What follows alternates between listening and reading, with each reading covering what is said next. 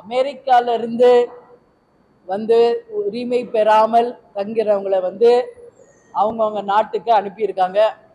அதுல கைகளையும் கால்களையும் சங்கிலியால கட்டப்பட்டு பிணை கைதிகள் மாதிரி அனுப்பியிருக்காங்க. அதுல இந்தியர்களும் இருக்காங்க என்பது உண்மையிலேயே மனசுக்கு வேதனையான ஒரு விஷயமா நான் பார்க்கிறேன். இன்னைக்கு அமெரிக்கா ஒரு வல்லரசு நாடா இருக்குன்னா அதுக்கு மிகப்பெரிய பங்கு இந்தியர்களால அப்படிங்கிறத நான் கேப்டன் கூட அவருக்கு ட்ரீட்மெண்ட்டுக்காக போய் ஒரு வருஷம் அமெரிக்கால இருந்தப்ப நான் கண்கூட பார்த்தேன்.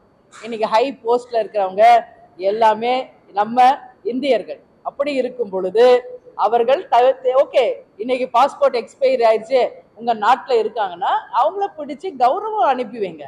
அது என்ன கையிலையும் காலையும் வந்து சங்கிலியை கட்டி அனுப்புறது? அதனால இது வன்மையாக கண்டிக்கக்கூடிய ஒரு விஷயம்.